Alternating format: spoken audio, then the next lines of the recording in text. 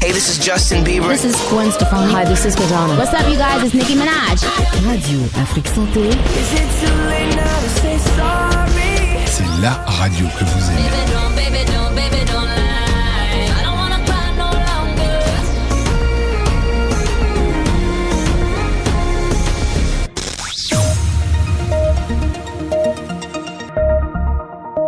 « 13h à Cotonou, 12h en temps universel. N'oubliez pas, en voiture, au travail ou à la maison, restez à l'écoute de Radio Afrique Santé. Votre santé, notre priorité.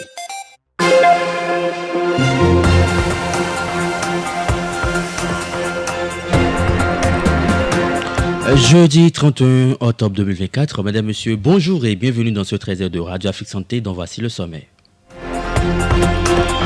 Demain, vendredi, les chrétiens célèbrent tous les saints connus ou inconnus. Quel est le symbolisme et la portée de cette fête? Restez avec nous pour en savoir davantage.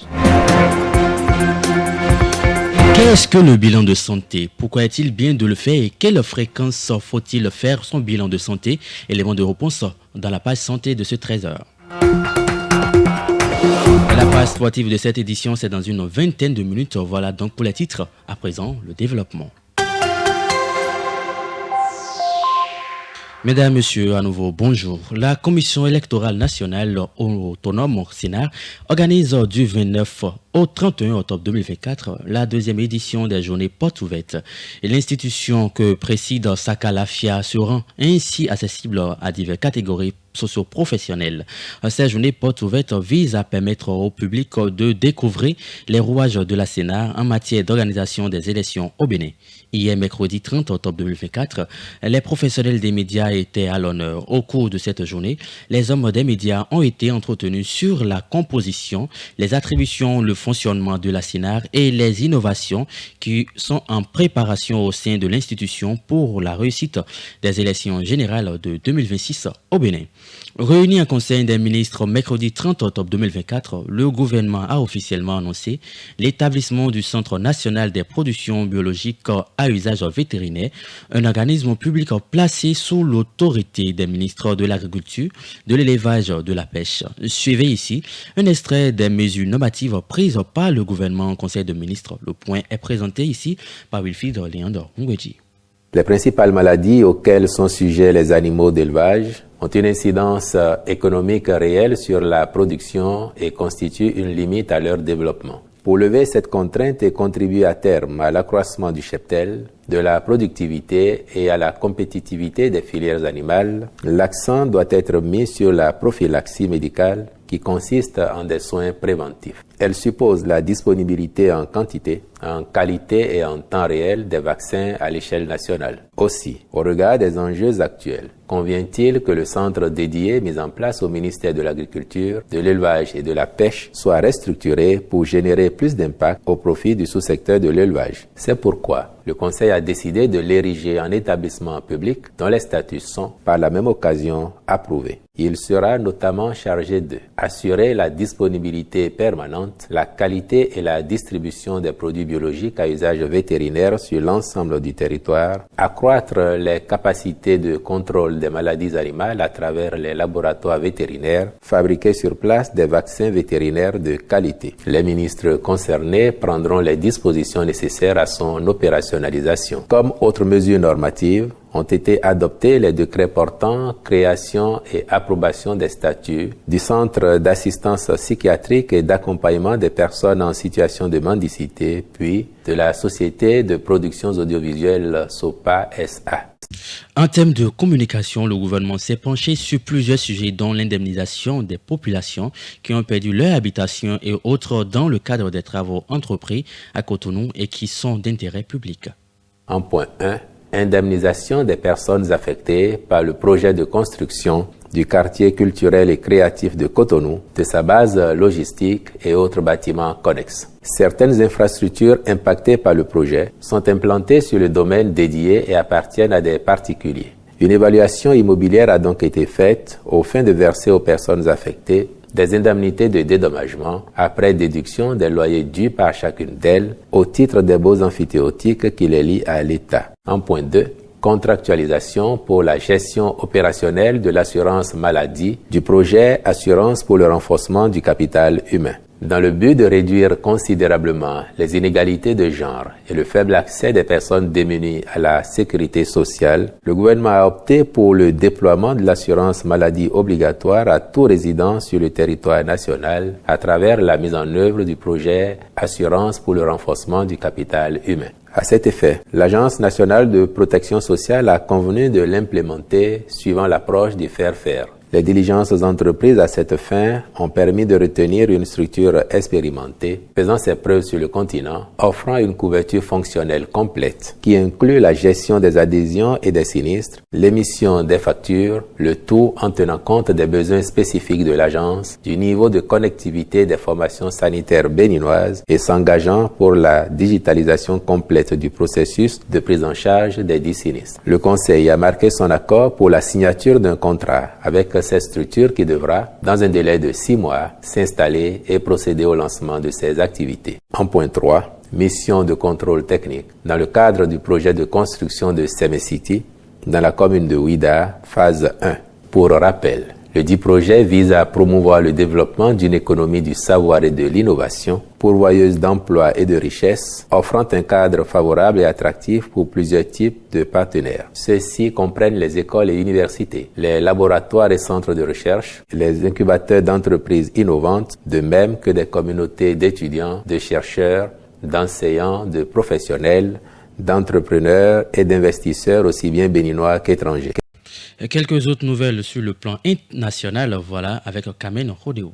Bonjour Romaric, bonjour chers auditeurs. Des perturbations sont annoncées dans la circulation sur le tronçon aéroport Trésor Public. La direction générale de la CIRAT SA informe les usagers de l'avenue Jean-Paul II et les riverains du démarrage des travaux sur la chaussée. Ces travaux entrent dans le cadre de la mise en œuvre du projet de réhabilitation des voies d'accès et de traversée de Cotonou. En raison de ces travaux, la société apprend à travers un communiqué en date du mardi 29 octobre 2024 qu'une déviation sera mise en place à partir du lundi prochain. Il faut noter que cette déviation concerne la section allant du carrefour Erevan au carrefour Air France. On poursuit avec une information à Nigansi, une localité dans la commune de Kalalé. Poussé par la jalousie, un homme s'attaque au nouveau mari de son ex-femme et le tue. Selon les informations de Bip Radio, la victime qui s'est éprise de la jeune femme répudiée par son mari a entamé une liaison avec elle. L'ex-mari aurait agressé son rival à l'aide d'une machette aux environs de 22 heures, lui infligeant des blessures mortelles. La victime de 27 ans a immédiatement succombé à ses blessures. La femme, résidant actuellement chez son père, serait enceinte de la victime. Après son acte, le présumé meurtrier a été interpellé et remis aux forces de l'ordre. Et pour finir, un propriétaire condamné à 3 ans de prison pour expulsion d'un locataire. Le différend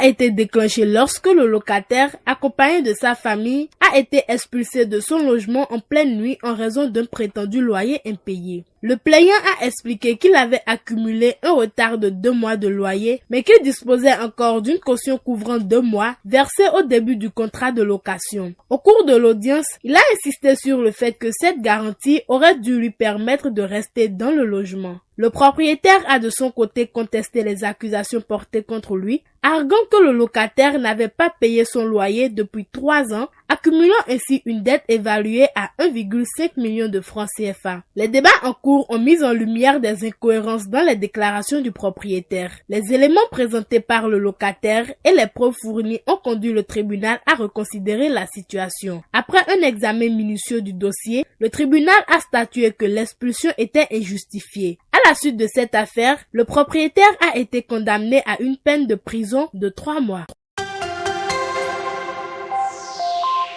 Radio Afrique Santé, votre santé, notre priorité. Le vendredi 1er novembre est férié et en raison de la fête de Toussaint. Cette fête catholique est, comme son nom l'indique, la fête de tous les saints. Chaque 1er novembre, l'Église honore ainsi la foule innombrable de ceux et celles qui ont été de vivants et illuminés témoins du Christ. Si un certain nombre d'entre eux ont été officiellement reconnus à l'issue d'une procédure dite canonisation et nous ont sourdonné en modèle, l'Église sait bien que beaucoup d'autres ont également vécu dans la fidélité de l'Évangile et au service de tous. C'est bien pourquoi, en ce jour de la Toussaint, les chrétiens célèbrent tous les saints connus et inconnus. Quels sont donc les symbolismes et la portée de cette fête? Ginette Fleur-Adandé nous en dit davantage dans cet élément. Ô Christ, prends pitié. Sainte Marie, Mère de Dieu. L'origine de la Toussaint remonte à l'Antiquité, durant laquelle les premiers chrétiens célébraient le martyr tué au nom du Christ. Puis peu après, ce sont tous les saints de l'Église catholique qui sont fêtés le jour de la Toussaint. La fête de la Toussaint, c'est la fête de ceux et celles qui sont déjà dans la béatitude éternelle, ceux et celles qui contemplent déjà la face de Dieu. C'est vrai, il y a le martyrologe ou la liste des saints, nous les connaissons, mais sachons-le, il n'y a pas que les saints qui sont catalogués qui sont saints. Nos parents, nos grands-parents qui sont décédés, même s'ils ne sont pas sur la liste des saints, il y a des saints parmi eux. La Toussaint est une fête joyeuse, tournée vers la victoire de la vie sur la mort. Les catholiques restent en communion avec les saints et rendent grâce à Dieu pour ces hommes et femmes qui ont choisi de le suivre. Une messe est célébrée dans les églises, l'occasion de confier à Dieu, par l'intermédiaire des saints, de multiples intentions de prière. La Toussaint, c'est une fête au cours de laquelle nous commémorons la mémoire de nos saints patriarches, de tous les saints d'ailleurs de l'Église qui nous soutiennent dans la prière. De nombreux baptisés profitent également de la fête de la Toussaint pour découvrir ou approfondir la connaissance de leur saint patron dont ils portent le nom et qui veille particulièrement sur eux. La portée de cette fête, c'est le goût du ciel, l'appétit du ciel. Nous sommes faits pour l'éternité, nous ne sommes pas faits pour mourir. Nous sommes faits pour la vie que la mort ne peut détruire. Alors si nous voyons que beaucoup de personnes avant nous ont vécu et que malgré les épreuves, malgré les souffrances, malgré les échecs, malgré les succès, ils ont réussi à terminer leur parcours céleste et bénéficient maintenant de la joie d'être en Dieu, eh bien ça nous donne aussi, nous aussi, le coup de dire que nous ne devons pas démissionner. La route continue jusqu'à la rencontre où Dieu sera tout en tous. Le jour qui suit la Toussaint, le 2 novembre, l'Église a instauré au Xe siècle le jour des morts, aussi appelé jour de commémoration de tous les fidèles défunts. À cette occasion, beaucoup vont fleurir les tombes des morts, donnant au cimetière un air de fête inhabituelle. D'abord, il n'y a pas de fête de mort. Fête de mort, ça n'existe pas. Déjà, le psalmiste dit que les morts ne louent pas le Seigneur. On célèbre la vie le 2, donc au lendemain de ce grand rendez-vous où nous contemplons la joie de ceux qui ont lavé leur sang dans le sang de l'agneau. Nous prenons conscience que s'il y a beaucoup de saints inconnus, c'est ainsi qu'il y a aussi beaucoup de personnes qui n'ont pas encore accédé à la joie de la félicité céleste. Et nous sommes préoccupés.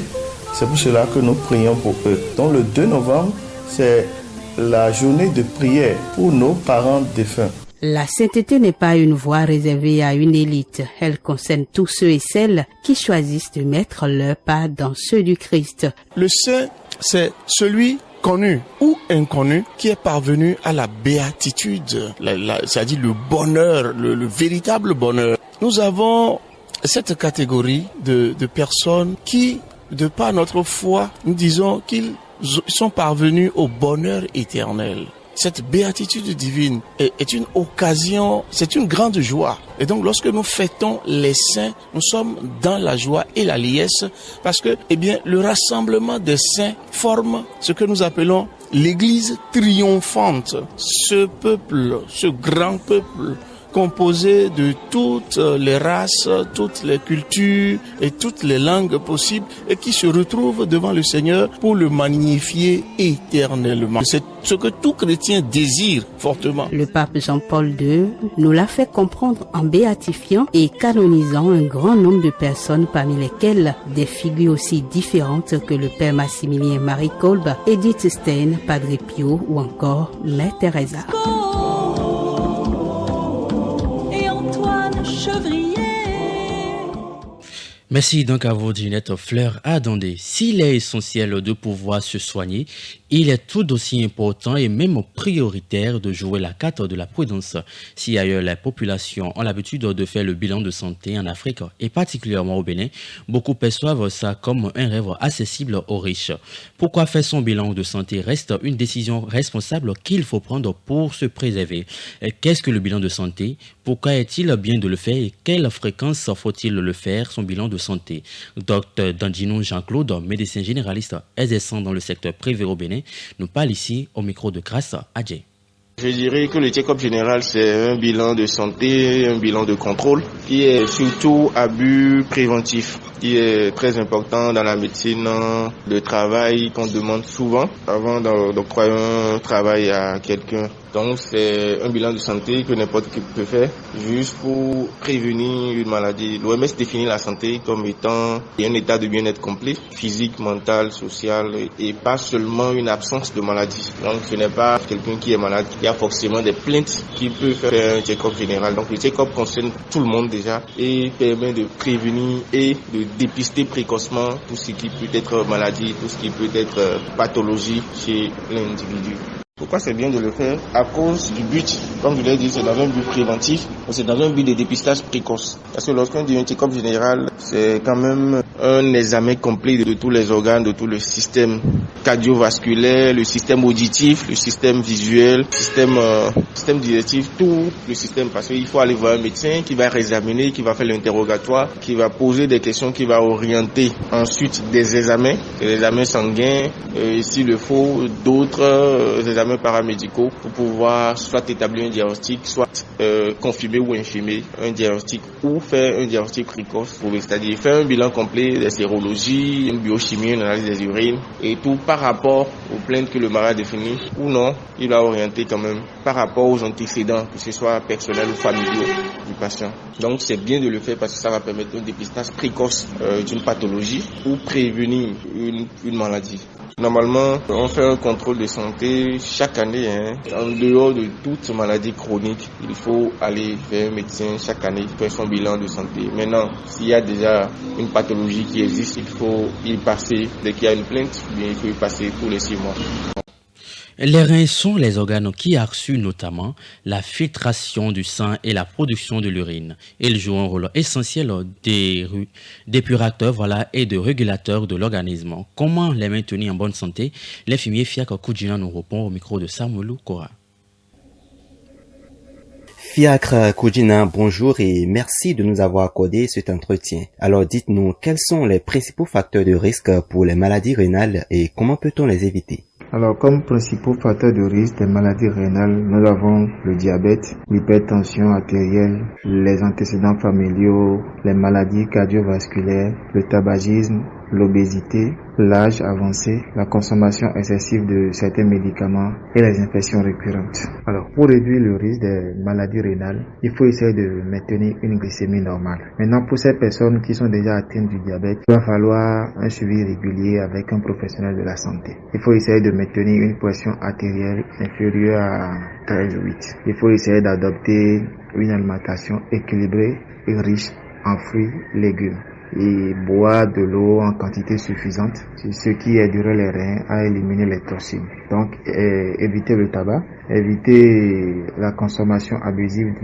de l'alcool. Le tabac a tendance à diminuer le flux sanguin vers les reins et augmenter la progression des maladies rénales. Il faut limiter l'utilisation des anti-inflammatoires, surtout les anti-inflammatoires non stéroïdiens comme l'ibuprofène. Ces maladies ont tendance à endommager les reins lorsqu'ils sont pris de manière prolongée. Donc il est préférable de les utiliser sous avis médical et en cas de besoin. Il faut faire de façon régulière les bilans. Les personnes à risque du diabète et de l'hypertension devraient faire des contrôles de façon régulière pour voir si le rein fonctionne de façon normale. Alors dans ce cas, quel conseil alimentaire donneriez-vous pour maintenir une bonne santé rénale? Alors, comme conseil alimentaire, je vais d'abord dire qu'il faut boire suffisamment d'eau et essayer de réduire la consommation du sel, essayer de modérer la consommation des protéines, limiter les aliments riches en phosphore et augmenter les fruits et légumes dans la ration alimentaire. Il faut contrôler de façon fréquente le taux de sucre, limiter les graisses saturées, éviter la consommation des aliments riches en eau salade, réduire les boissons sucrées et la caféine. Donc je pense en suivant ces conseils et en restant à l'écoute de son corps, on peut soutenir une bonne santé rénale et prévenir les troubles liés aux reins. Une dernière question pour clôturer cet entretien. Quelle est l'importance d'une hydratation adéquate pour la fonction rénale et quelles recommandations pouvez-vous faire à ce sujet? Une hydratation adéquate est essentielle pour la fonction rénale car les reins dépendent de l'eau pour filtrer efficacement les déchets et les toxines du sang. Alors pour maintenir une hydratation optimale et soutenir la fonction rénale, il faut boire régulièrement tout au long de la journée. Donc il est préférable de boire en petite quantité tout au long de la journée plutôt que de consommer de grandes quantités en une seule fois. Donc cela permet aux reins de traiter l'eau de manière efficace sans surcharger leur travail. Donc il faut adapter la consommation d'eau aux besoins individuels. Il faut observer la couleur de l'urine. Normalement l'urine est claire ou légèrement jaune. On parle de jaune citrin. Donc une urine plus foncée peut indiquer une déshydratation. Il faut augmenter la consommation en cas de chaleur ou d'activité physique. Il faut privilégier l'eau aux boissons sucrées. Limiter l'alcool, consommer des aliments riches en eau. En plus de l'eau potable, il faut essayer d'intégrer des fruits et légumes riches en eau, comme le concombre, la pastèque et les courgettes. Il faut faire attention aux signes de déshydratation. La sécheresse buccale, les fatigues, les maux de tête ou l'étourdissement sont des signes courants de déshydratation. Donc, dans ce cas, il faut boire de l'eau rapidement et surveiller son état. En direct du studio Vincent Folly, cette édition se poursuit. Avoir un partenaire semble dépasser de nos jours.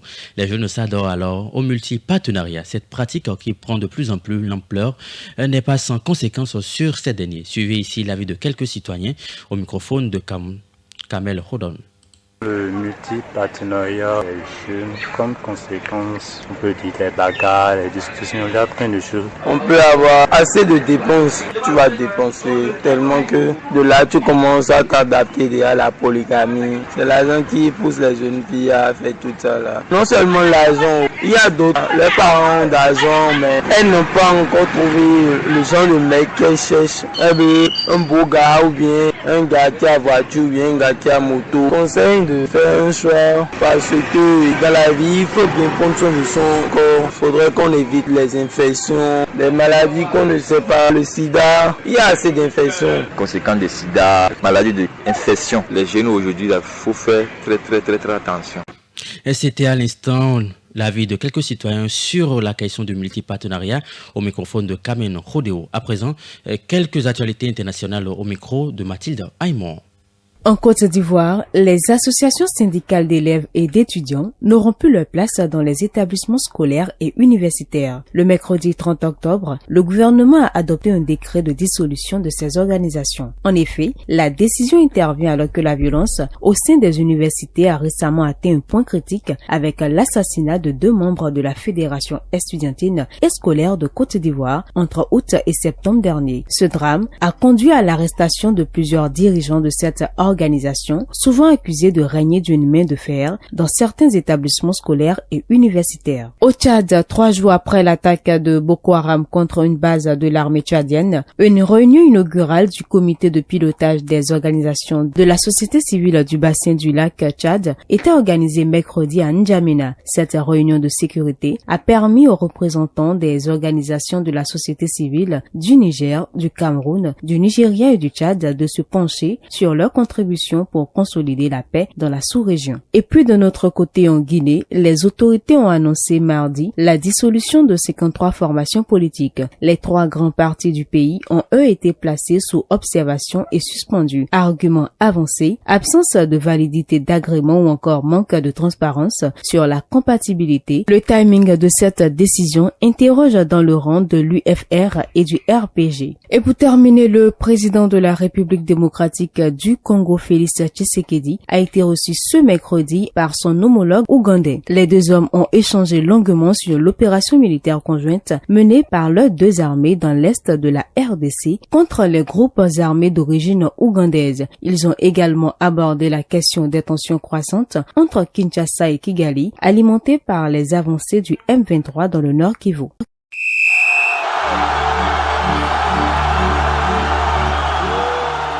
Et oui, parlons à présent sport avec le football béninois qui vient de franchir un cap décisif.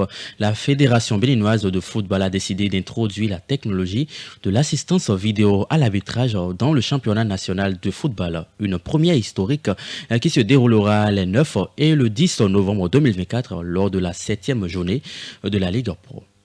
Les rencontres choisies par cette phase d'expérimentation de la VAR sont des affiches Koto FC vs ASVO et ISO vs AS Police. Ces deux matchs offriront aux spectateurs et aux observateurs du championnat béninois l'occasion d'assister à cette technologie avancée destinée à minimiser les erreurs d'arbitrage et à garantir une meilleure transparence des décisions sur le terrain. Après cette phase de test, la FEBEFOOT prévoit d'installer la VAR de manière permanente dans un stade clé du pays avant de l'étendre progressivement à d'autres infrastructures sportives. Cette décision est le reflet d'un engagement fort de la part des dirigeants du football béninois qui souhaitent élever le niveau de leur compétition nationale en se dotant des standards utilisés dans les plus grands championnats mondiaux. Le Bénin rejoint ainsi la liste des nations africaines qui ont intégré la VAR dans leur championnat, marquant une étape de modernisation pour le football béninois.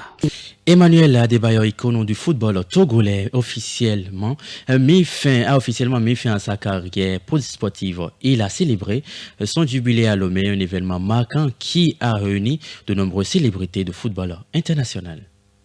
Le stade de Kégué à Lomé a accueilli une foule enthousiaste venue pour saluer le parcours exceptionnel d'Adebayor. Ce moment a été empreint d'émotion, de célébration et de gratitude. L'ancien international togolais était entouré d'illustres figures du football africain, parmi lesquelles El Hadji Diouf, Kanou, Patrick Mboma, Aurélien Tchelou, Alessandre Song et Samuel Eto'o, anciens attaquants d'équipes prestigieuses telles que Arsenal, Manchester City et Real Madrid. Adebayor a marqué l'histoire du football en participant à la Coupe du Monde 2006. En 2008, il a remporté le Ballon d'Or africain et a inscrit 32 buts en 88 sélections avec les Éperviers du Togo. Au-delà de ses exploits sportifs, Emmanuel Adebayor est également connu pour son engagement humanitaire. Sa fondation œuvre pour des causes essentielles telles que l'agriculture, l'éducation et le développement des jeunes au Togo. Les festivités entourant le jubilé d'Adebayor ont été inoubliables. La présence des invités et l'engouement des Togolais témoignent des contributions significatives de ce grand joueur tant sur le terrain qu'au sein de sa communauté. L'avenir d'Aurélien Tchouameni au Real Madrid semble de plus en plus incertain. Recruté en grand pompe en 2022 pour 80 millions d'euros, le milieu de terrain français ne parvient pas à s'imposer comme un titulaire indiscutable au sein de l'effectif Mergan. Selon les dernières informations de Relevo, le club madrilène envisagerait sérieusement de se séparer de l'international tricolore. Les dirigeants madrilènes, déçus par des performances de Tchouameni, notamment lors du dernier Classico, seraient prêts à écouter toutes les offres pour l'ancien monégasque. Si Carlo Ancelotti semble conserver une certaine confiance en son joueur, les autres membres du staff technique auraient des doutes sur ses capacités à répondre aux exigences du Real Madrid. Tchouameni serait ainsi considéré comme un joueur polyvalent, capable de dépanner en défense, mais pas suffisamment performant pour être un titulaire à long terme. Le Real Madrid miserait désormais davantage sur Eduardo Camavinga pour l'avenir. Le club merengue aurait également pour objectif de rapatrier Rodri, le nouveau Ballon d'Or, lors du prochain mercato estival. L'avenir d'Aurélien Tchouameni à Madrid s'annonce donc incertain. La saison 2024-2025 pourrait être sa dernière sous le maillot blanc. Voilà qui met fin à ce 13 collaboration technique, pas faire faute aux collaborations éditoriales, Samuel Lokora. Au micro, je suis Romaric Topé. Belle journée chez vous.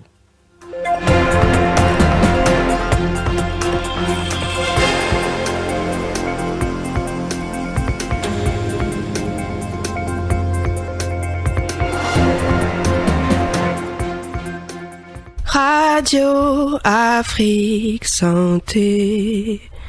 Merci les auditeurs. Merci. continuez à prendre soin de votre santé. Merci les auditeurs. Merci et faites attention à vous. Radio Afrique Santé. Votre santé, notre priorité.